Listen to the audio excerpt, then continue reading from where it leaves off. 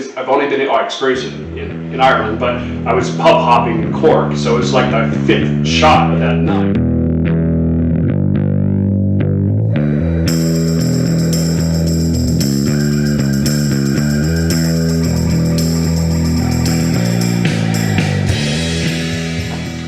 Welcome to Words of Whiskey. I'm your host, Aaron, and today we have a special guest, Kevin. Howdy. And we met actually from a Facebook group. Yep. And the reason why we met during that Facebook group was we both have something semi in common. And I have a son, and you know, I like to say just a, yeah, exactly. I like to say just a son. It's a trans child, and it was an experience. And it's good to get to know other people going through the same type of experience and so forth, how to be the best ally to your child, how to make their environment safe, and how to make them feel as comfortable as they are about themselves, and so forth. So that's how we met. Yep. Is through that similar group. We also have some whiskey in front of us. We are both fans of Irish whiskey. Absolutely. So I have 3 different Irish whiskeys here. We're going to do kind of a testing where we're going to pour some of each of there, and we're going to mix them up, and that way there's no preconceived of this is my favorite, and then because you have a little bit of a bias, I guess, going in. But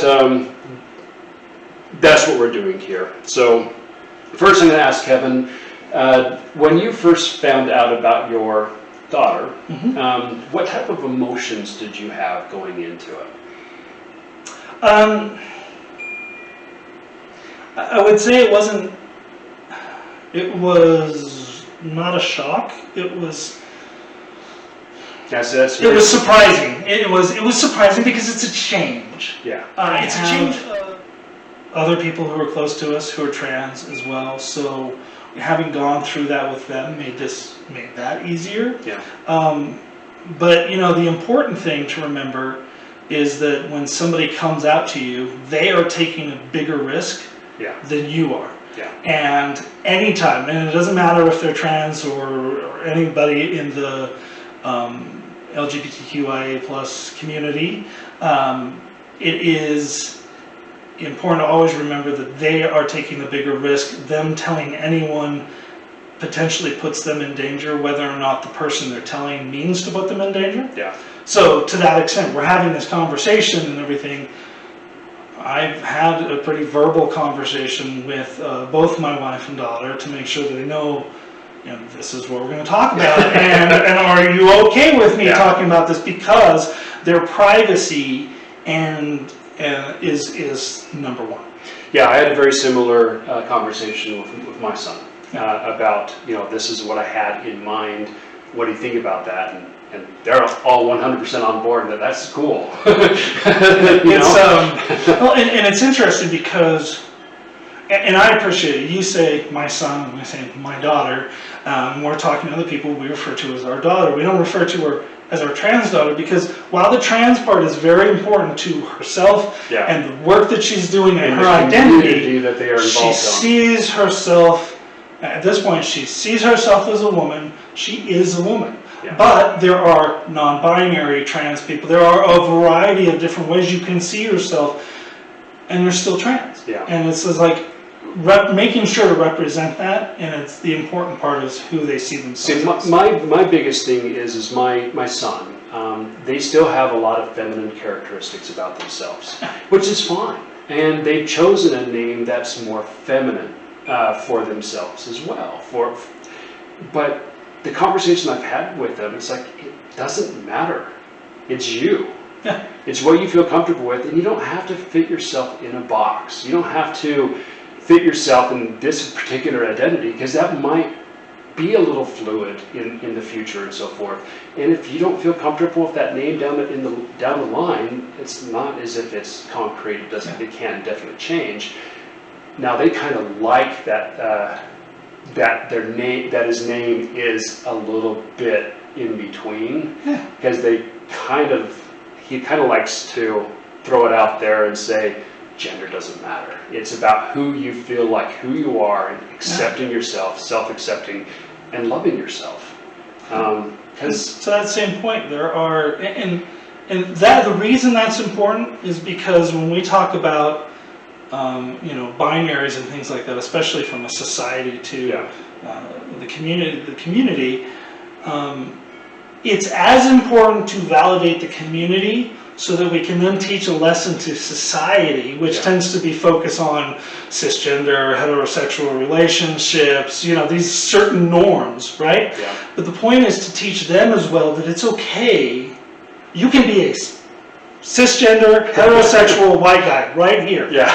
But it's okay to do things that aren't normally seen as masculine. Yeah. To have names that they don't have to fit male, female, they can be the in between, because that doesn't make us any worse or less than what we are, just honestly brings out a uniqueness to us. We both were raised in a very close-knit, very cultish type of religion, as in Mormonism, and there is no variance, there is no degrees of anything. It's black or white. Yeah. You have to fit everything in a particular spot. So when there's something that kind of twists that a little bit and shows a little bit of gray, shows a little bit of variety, it plays exactly that. I'm very happy that I left Mormonism before my son started going through these different things, or at least verbally with me.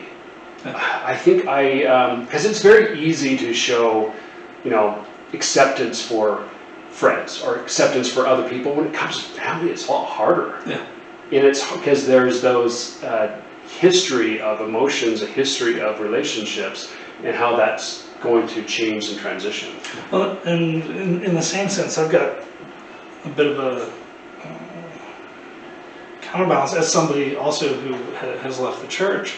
I also realize that there are people in the community, not just the trans community, but LGBTQ community. They still have personal anchors in their faith, whether or not that's Mormonism or not. I have a family member who is, and for their own personal reasons, is gay and Mormon, and this is how they're choosing to live their life. To a certain extent, I would be the first to say that I don't understand it, but it's not up to me to understand them, but it is up to me to make sure that I'm supporting them. Yes, that's because honestly, how horrible is it to say, "Oh, you're gay, I'll support." Oh, you believe something I don't believe in? Well, shun. Yeah. Like you're literally pulling yourself back into a behavior that we should be getting ourselves out of. Yeah. So we're always learning. Absolutely. And that complexity is going to change, and we're going to make mistakes down the road. We're going to make mistakes throughout it. And if you don't learn from those mistakes and actually correct that behavior or just be a better person, then what are we doing? And at the end of the day, and they said, you and I may be in the same privileged room, but we paid a different entrance fee. So I can be in the same room as my daughter. We have the ability to accomplish the same things, but just because we're in the same room does not mean our experience is the same. And the reality is likely that she worked 2, 3, 4 times harder to be there as I would have. Yeah. Well, we're lucky. I mean, I'm a white male, just a mediocre white male in this society, and because of that, I get advanced way quicker than, say, my wife. Yeah. Like that mediocre, and yet we get so much just thrown at us. Exactly, and it's not fair. It's not. I'm not going to say no if something's going to come along my way. But for somebody else like my son to have those same experiences, it's doubly the work. It's double the work. Well, before we go too much further, why don't we open some bottles? We both had the opportunity to visit Ireland. You way more than me, and that's where there's a little bit of luck of the Irish in that one. Irish, yeah, there you go. I would. So I always liked whiskey and so forth, but going there, I really appreciated Irish whiskey, and I'm like, Oh wow, okay, this opened up a window. So I'm going to pour 3 different ones. We're going to mix them up. We're going to try to identify and see without any bias or whatever. So I just picked these 3 just because they're 3 that I turn to all the time. So first I'm going to pour some Redbreast 12. I've always said this is my favorite Irish. So I'm going to pour some Redbreast 12. Jameson Black Barrel. Mm-hmm. This is very nice, inexpensive, but still tastes fantastic. So Redbreast 12, and then kind of a newer one. That one's a little high. I'm going to pour some of that one. So, okay. So then the last one, Slane. This is a newer distillery, but I don't really like the flavor of it, and it's inexpensive. It's like you can usually find it for like $30. And I picked these 3 because these are easily found in Utah. Yep. And there's a lot of other Irish whiskeys out there that are fantastic as well. And I do have some in my chest there, but some of them aren't easily found on the shelf. So I'm going to put these aside. So I have the 1s underneath, 2s and 3s, and there's numbered on the bottom. So 1's going to be the Redbreast, 2's going to be the Black Barrel, and 3's going to be Slane. So without thinking about it, I'm just going to just kind of mix them around. Actually, I should actually figure out. Okay. 1, 2, and 3. You mix those ones up. I will mix these ones up, and then we'll give it to each other, and then we'll go from the tastings from there. Okay, I didn't see what you did, and I seriously doubt you're paying attention to what I did. Trying really hard not to. Okay, let's go for it. So, I'm just going to smell each of them first. This one smells a little newer, and this one smells the oldest.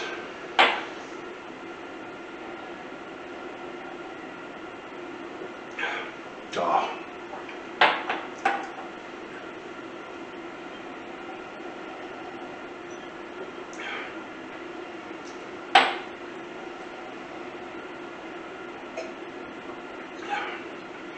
What I've noticed in Irish is they all have a very similar palate.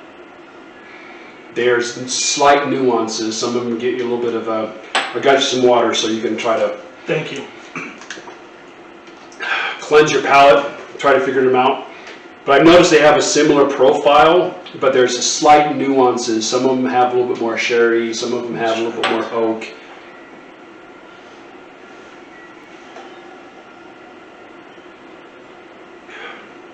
God, that was just fantastic. I think this one is my least favorite. Okay. It's going to be up between these 2.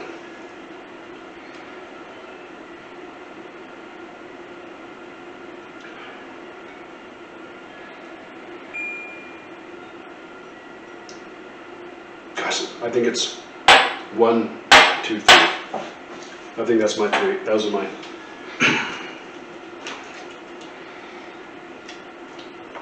It'll be interesting to see which ones are which, though. Yeah. I feel really familiar with one of them, but I'm also be interested if I like completely get it wrong. And I'm okay with that because this is part of like working your taste, and it's interesting. You get the same thing with people who like wine connoisseurs, and what they found is that when you actually force someone to blind taste it, most of the time when people are like, oh, it's this, I taste this is this, and they're like completely off. Yeah, where they throw in something that's like, oh, this one was actually a box wine, and that's the one you thought was expensive, Mm-hmm. Wine is a lot harder to pinpoint out, though, I think, than whiskey. Whiskey, I think it's usually has a certain profile to it. You can usually pick the same, from bottle to bottle, they usually have a pretty consistent thing to it. There's a few of them, a few different batches or whatever that come out a little bit different one, that I think whiskey holds up a little bit easier. I think you can usually tell, well, okay, this one tastes way oaky, this one's older, this one's going to be the more expensive one. You can usually pinpoint those type of things out a little bit more. So I'm going to say at the moment, I would say this one's my favorite. Okay. I love the tears on this. Okay. Second, and Okay. and least, but So we'll see. So do we want, and it's a hard choice though. it is. Okay, so let me put it this way. This one has a flavor texture that I'm not as familiar with, Okay. but has a really nice bouquet. And actually, I didn't smell it. It came in the taste. Yeah, makes sense. And so I'm actually, because I'm not as familiar with that taste, I'm actually going to go with the redbreast on this. And because this actually reminds me more of the green spot. Should we see? Holy cow. 1. That was, my favorite is Slain. That I got really the surprises. Okay, so number 2. Okay. Okay, number 2 is Black Barrel. This is Slain. And number 3, of course, is good. Oh my gosh, that can't be. Sure enough. I put these 3 bottles in what I always thought was my favorite. That's crazy. Yeah. It's interesting because to me, the Slain and the Black Barrel Jameson, there was a slight difference in the smell, the note, and when the fire started was similar. So I really had a hard time, oddly enough, telling these two apart when I'm really familiar. I love Jameson. It's a really common, yes, it's a very common Irish whiskey. It's very common here in the U.S., but it's also one of those, you walk in any pub in Ireland and they will have, it's like the common Irish mixed. Wow, but I'm really surprised by Slain. Yeah, No, because this is my 3rd bottle I've gone through, so it's not as if I haven't had Slain. It's because the fact that when you had to consider the 3, this was the one you were enjoying the most. But it was so slight. I was surprised how close they were. Now I knew that these 2, the Redbreast and the Jameson Black Barrel, I knew that they're very similar. The Black Barrel is going to have a lot more oak forward to it because it's double charred. Right. So I can usually pick those 2 out because it's usually a little bit, a little bit more oaky, and the Redbreast has a little bit more fruity notes to it. That's what I've always picked out. But this one had the Slain had so many different fruity notes that came up to it. I almost identified in my mind, okay, that's Redbreast. And the more I tasted it, I'm like, yeah, okay. And I got the fruity notes of the Redbreast, but when I got the Slain, I was tasting more vanilla. But it also I'd be interested to think if we mix it up again, if we just completely discard it. I might have to reevaluate gosh, I might have to make sure I continue to keep that on my shelf. I was actually surprised. I've tried Redbreast once before, and that is beautiful. It just hasn't struck me before. And the one that I would compare it to, at least in my experience, one I love from Ireland is Green Spot. So Green Spot's fantastic, but it's very hard to find in Utah. Yes, it is. And I've only been experienced in Ireland, but I was pub hopping in Cork, so it was like the 5th shot of that night. So well, and I've gone to so I go to Ireland, once a year up until COVID hit, and we stay at the same. The company puts us up in the same hotel, and as long as I've been there since 2016, we've had the same bartenders always. Yeah, that makes sense. But he pointed out the Green Spot. That was his favorite, and it really. It stands out. So, and I do like it. It has that little apple taste, but this stack flavor to it. I really like. When you talk about the fruity notes, yeah, you can tell it. Well, I appreciate you joining us. We're going to finish off our whiskeys. That was Words of Whiskey. Please like and subscribe. Thanks, Kevin, for joining me. And I have subscribe somewhere down here. I have a bunch of bottles behind me, so we might do some tasting of other stuff. So appreciate it. Thanks, everyone.